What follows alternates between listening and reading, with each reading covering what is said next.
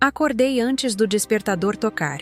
Fiquei deitada, olhando para o teto, tentando adiar o inevitável. Sabia que, ao me levantar, teria que encarar a primeira batalha do dia. O espelho. Não era só uma superfície refletiva.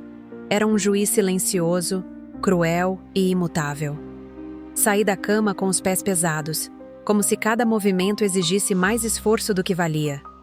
Meu corpo parecia responder com relutância, cansado não de sono, mas de mim mesma. Fiquei diante do espelho do banheiro. Nada mudou desde ontem. Ainda era eu, ainda era estranha. Cada curva, cada linha do meu rosto pareciam gritar algo que eu já sabia há muito tempo. Você não é suficiente. Tentei sorrir, mas foi automático, vazio. Era como se eu estivesse observando alguém que não reconhecia. Alguém que eu achava que precisava ser diferente para ser aceito. Por dentro, tudo estava parado. Um vácuo onde deveria estar a autoestima. Saí do banheiro e comecei a me vestir. Escolhi roupas largas, como sempre. Queria sumir, mesmo sem querer admitir. Usei um top escuro, jeans confortável. Passei o pente no cabelo 2 vezes e parei. Não importava como eu ficaria, porque eu já tinha decidido que não gostaria do que veria. Mas forcei um sorriso para mim mesma, aquele tipo de mentira que a gente conta para seguir em frente. E por alguns segundos, fingi que estava bem. Às vezes olho para trás e me pergunto quando tudo começou. Acho que foi na adolescência, aquela fase em que a gente ainda tenta entender quem é, mas já tem que lidar com os cortes afiados das palavras dos outros. Eu era mais cheinha, e isso bastava. Os apelidos eram sempre os mesmos: gorda, baleia, cheia de pneus. As risadas ecoavam no corredor da escola, e eu fingia que não ouvia, mas ouvia. Tudo ficava guardado ali dentro, como um peso que ninguém via. Essas lembranças nunca foram só memórias. Viraram câncer silencioso. Cresceram dentro de mim, se alimentando de cada olhar crítico que recebi depois. Até nos relacionamentos amorosos eu sentia. Certa vez, um ex-namorado brincou, ou talvez nem fosse brincadeira, dizendo que eu tinha um rosto bonito, pena que o corpo estragava tudo. Na hora, sorri sem vontade, como se eu já esperasse ouvir aquilo. Como se fosse verdade. E então vieram as redes sociais. Um mundo todo montado para a gente se comparar. Toda foto postada era uma competição silenciosa. Cada curva exibida, cada pose, cada filtro.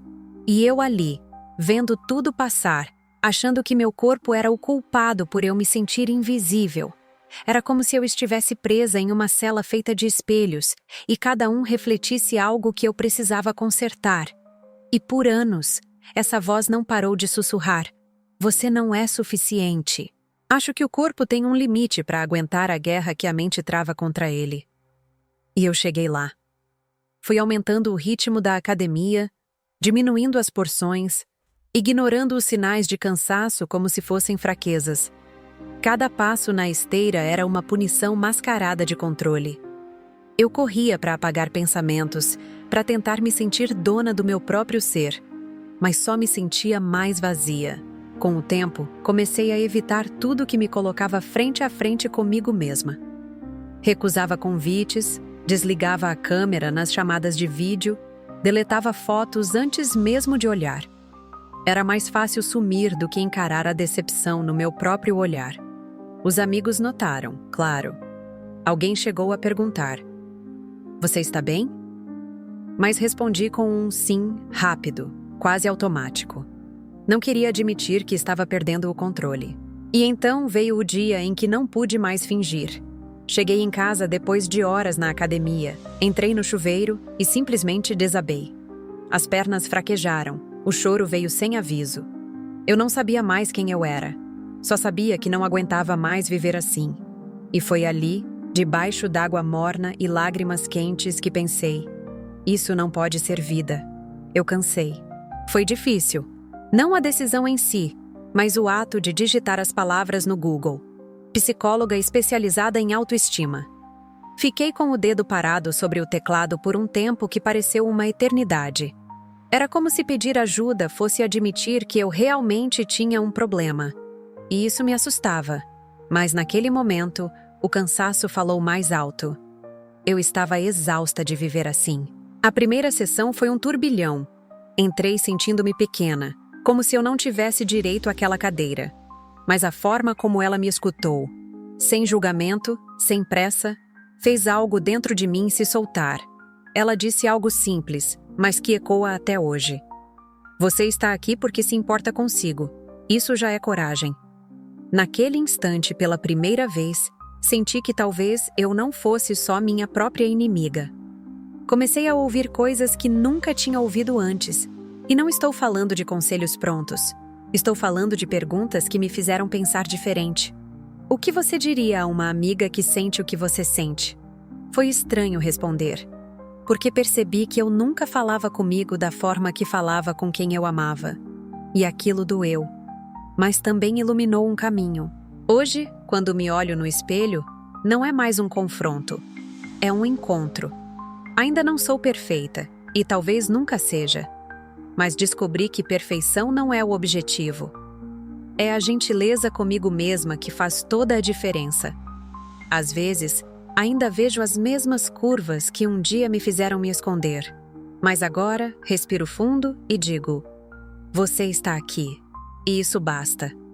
Voltei a viver sem medo de ser vista. Usei uma blusa colorida outro dia.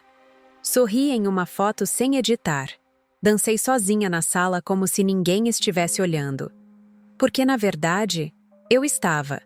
E me vi diferente. Não por fora, mas por dentro. Mais leve. Mais minha. Se você está aí, se olhando no espelho e não reconhecendo quem vê, saiba que não é defeito seu. Você não precisa mudar para ser digno de amor, nem de si mesmo. A jornada não é fácil, mas é possível. E cada passo, por menor que seja, te leva um pouco mais para perto de você. E esse é o lugar mais importante onde a gente pode chegar. Chegamos ao fim desta história, e eu agradeço por você ter ficado comigo. Se estas palavras encontraram um lugar aí dentro, talvez você também encontre algo especial em outras narrativas que compartilhamos aqui no O Eco da Sua Força. Fica o convite para continuar essa caminhada conosco, explorando os próximos vídeos. E para que possamos seguir juntos, convido você a se inscrever no canal.